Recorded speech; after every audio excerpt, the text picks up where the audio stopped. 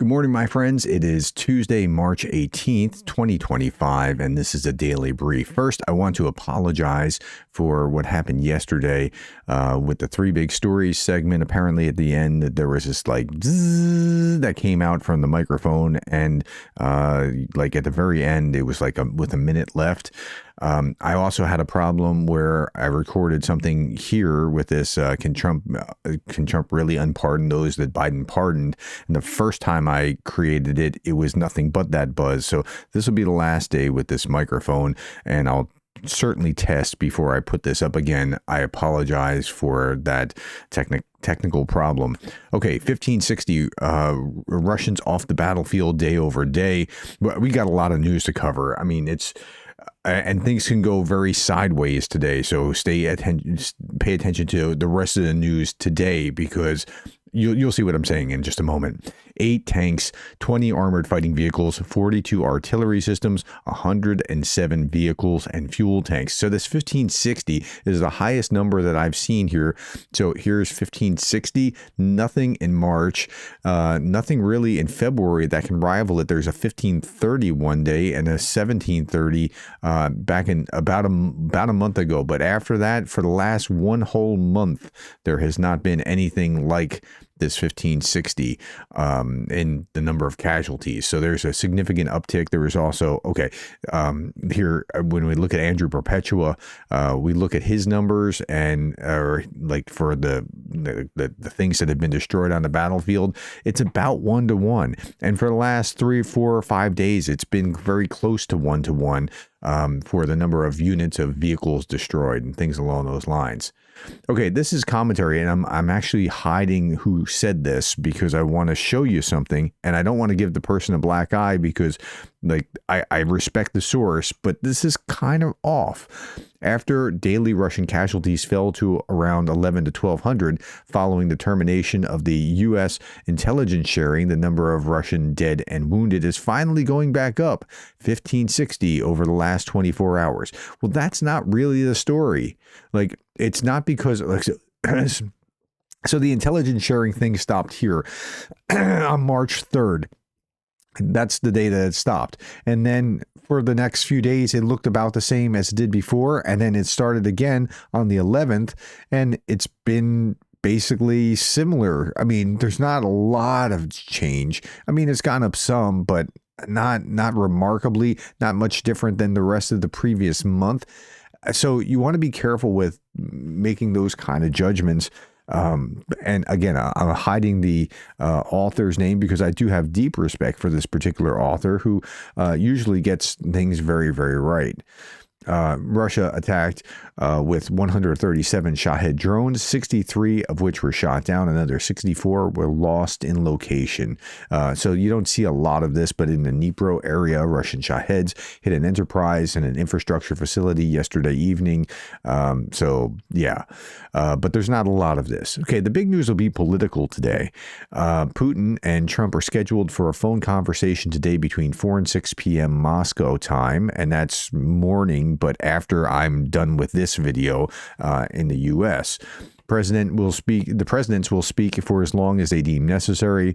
Many questions remain regarding a final agreement on Ukraine and the future of normalization of bilateral relations. Okay, so now there's also this, and today the JFK assassination files are to be released. This happened back like during JFK's term, obviously. So it'll be this back in the 60s. So it'll be interesting to see what happens with that. Very often what happens when there's such a big news coverage is that something else comes out like at the same time, and it's kind of hidden by what happens in the news. So we don't know if that's going to happen or not. I saw some people saying, well, so there's going to be some deal between Putin and Trump today, and it'll be overshadowed by JFK. I don't know that there will be. Like they're talking about, Trump was saying something about Crimea, like potentially, some people were saying that potentially recognizing that Crimea is Russia. I hope that that doesn't happen, but could that be overshadowed? And it doesn't. And it could be something completely non-related to Ukraine. So we're just going to keep an eye on what else is in the news, not just JFK today. Peskov said there's a certain understanding already between Moscow and Washington, but there's a certain number of unresolved issues. What that means, we don't exactly know. But if it is this idea that Crimea will be recognized, well, that'll push the Ukrainians back away from the table because, like here's a member of the Verkhovna Rada Foreign Affairs Committee chair who's saying, look, assets division is high on the agenda for the Trump-Putin call. Like assets, like who gets what, like you get this nuclear power plant and you get this land and whatever else. But Ukraine has 3 red lines. Territorial integrity is number 1 of those. Membership in international organizations like NATO and defense capabilities. Those are the 3 red lines. So if you are trying to incentivize Putin with the carrot of, yes, we're going to say that Crimea is Russia, well, that might also disincentivize the Ukrainians. Ukraine's territorial integrity, says another MP, Ukrainian member of parliament, Ukraine's territorial integrity is not up for negotiation. While we currently lack the military capability to liberate all occupied territories, they will remain temporarily occupied until we reclaim them, either militarily or diplomatically. Concessions are not an option, as there is no legal basis to recognize these lands as Russian. Okay, so again, Trump can only do so much. Now, I stand behind what I said yesterday, assuming that there's no nefarious plan, and that's my assumption here, that Trump hasn't had some shady deal, that all along he's working with Putin and he's going to do something here to betray Ukraine. I put out this video, it switched, time is on Ukraine's side, and here's why. Assuming that that's what's happening, then that's correct. Because Putin doesn't want to negotiate. He doesn't want to come to the table.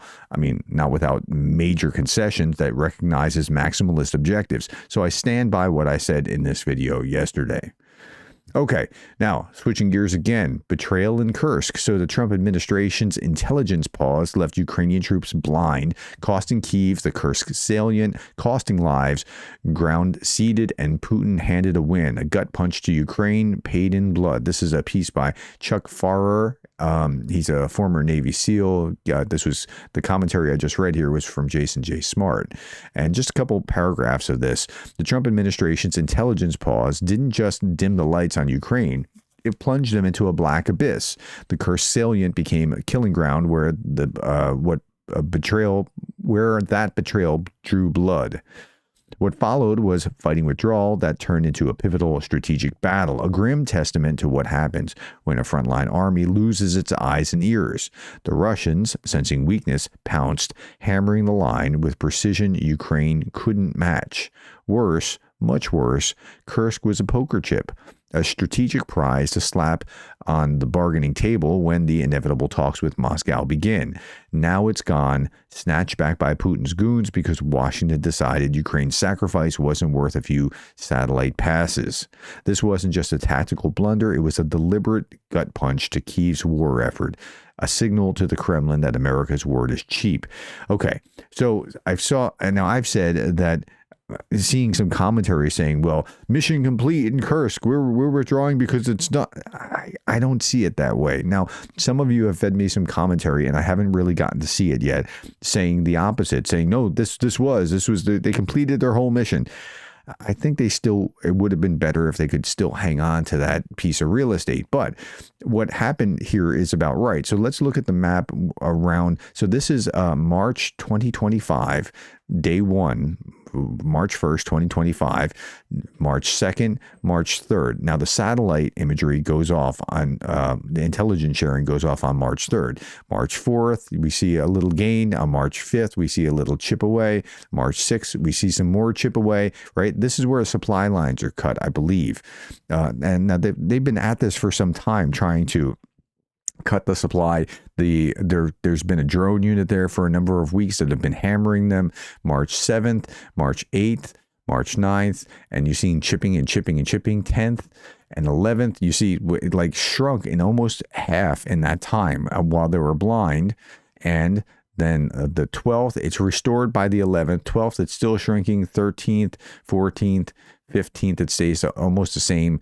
16th, 17th. Okay, so it's chipped a little bit away in those last 3 days, and that's it. So that intelligence sharing probably was really damaging from everything that we can ascertain.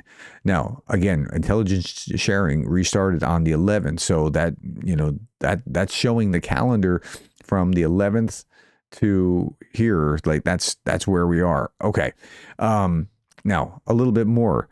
So maybe they withdrew for other reasons. Well, Russian war bloggers now claim that the AFU has launched an offensive in the Belgorod direction, not in the region. They haven't crossed the border as far as we can tell, but they report attacks near Russian villages of a number of things I can't pronounce, close to the Sumy region border. By nightfall, the AFU has moved equipment and personnel to the border near the Belgorod-Kursk junction, they complained. Fighting is reportedly taking place here. Ukrainian units reportedly consisting of infantry units and supported by IMRs, armored vehicles and tanks, and are actively engaging in combat according to Russian channels. Okay. The Ukrainian armed forces have launched this offensive in the Belgorod direction. Russian media and military correspondents report indicates that by nightfall, Ukrainian forces had moved equipment and personnel to the border area. According to the reports, there's been no border breach so far. Yesterday evening, Ukrainian drones attacked Belgorod, and so we'll see what comes of that, if anything. Maybe it's just to pin more Russian troops there, or maybe it's actually to cross the border. We don't know. Now in Pokrovsk, what's happened there has been really interesting as well. It's in better shape than it's been in a while, and I've heard people say, well, it's because of the general. Well, Ukraine's youngest general stabilizes the Pokrovsk front. His name is Drapati, and his appointment into Pokrovsk sector proves pivotal as logistics-focused strikes, reinforced brigades, and fortified positions decimate Russian forces. So he's been very successful there in the last few weeks. Ukraine's firepower is also growing. There's a new long-range drone, 3,000 kilometers in range, that's been successfully tested, according to Zelensky. So that's good news. The EU is moving closer to finalizing a €40 billion military aid package for Ukraine. Of course, you have folks like Hungary and potentially Slovakia that remain unopposed. But if they do pass this thing, to put this in perspective, Igor Shushko, who does some great work here, said Europe is to send €40 billion, that's 43.6 billion US, worth of military support to Ukraine. For perspective, over 3 years, the United States delivered to Ukraine a grand total of around 46.6 billion worth of weapons out of the 65.9 billion committed. So 46.6 was delivered over the last 3 years from the US, and the EU is about to pass a package worth about the equivalent. So that's really interesting just to keep that in perspective. So let's say hypothetically, and I'm not saying that this is the case, if Trump and Putin make a deal saying we recognize that Crimea is really Russian, and the Ukrainians decide, sorry, we're not coming to any ceasefire agreement. What are you going to do? What can you do? We walk away from the table. Let's say one side says, so as Putin now comes to the table, Ukraine walks away from the table. Let's say it looks like Europe could still support. I mean, now that's not ideal by any means, but that is a potential scenario. Okay, Lithuania, Poland, Latvia, and Estonia announced their withdrawal from the Ottawa Convention. They've been working toward this for the last few days on anti-personnel mines, citing a deteriorating security situation. Their defense ministries stressed the need for flexibility and freedom of choice in defense. And so they were anti-landmine and anti-personnel mines, and now they're going, you know what? We need these because the Russians are going to use them, and we have to get real serious here because we're no longer safe under this umbrella. Michael McFaul posted this in the academic debate in the international relations about whether leaders matter. I hope the sudden shift in U.S. foreign policy after just one change in the presidency will finally convince the realists. The realist school is like the Mearsheimers and others that say that there's only national interest. People don't matter. That we cannot ignore what happens within states to explain state behavior. Leader matters. Yeah, that's right. Who the leader is has a pretty significant effect. Now, since I teach leadership, I mean, that's my discipline. I said, amen, preach. Okay. Timothy Snyder wrote this. So Russia flatly rejected one Trump envoy, that's Kellogg, made the next one, Witkoff, wait for 8 hours, rejected the ceasefire, and instructed Trump that his job is to give Russia what it wants. That's what Trump means by respect, I guess. Okay, now that's a little bit much on the end, but the first three are absolutely certainly true, and the third, it looks like that is what Putin is doing directly or indirectly, saying, no, we must have this in order to come to the table. So it's a real question of whether Putin's going to be the alpha here or Trump. And it looks like Trump is just giving Putin whatever he wants. We'll see today what comes out of these talks. Okay, this is interesting. It is not, there's no significance to these dates. It just happens to fall on these dates. But this is really interesting historical sense of humor. Sometimes history has a sense of humor, like that of a drunk in a smoke-filled bar telling the same joke over and over again. The conversation between Donald Trump and Vladimir Putin is set to take place on the exact anniversary of the treaty signing that marked the annexation of Crimea by Russia, March 18th, 2014. I looked it up. That's exactly what happened.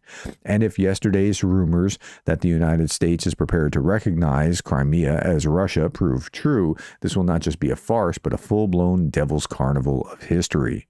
Incidentally, or perhaps not, but here we are on this very day exactly 85 years ago, March 18th, 1940, Adolf Hitler and Benito Mussolini held a meeting that became the turning point of their alliance. 3 months later, Italy would enter the war as Nazi Germany's closest ally against Britain and France. Okay, can you make anything of those dates? No, it's just interesting that that's what's happening today on March 18th. Okay, Zelensky arrived in Lviv and honored the memory of fallen defenders of Ukraine at a cemetery there. He said, quote, "We remember everyone who gave the most precious thing, their life, for freedom and the future of our state. Eternal memory to the heroes."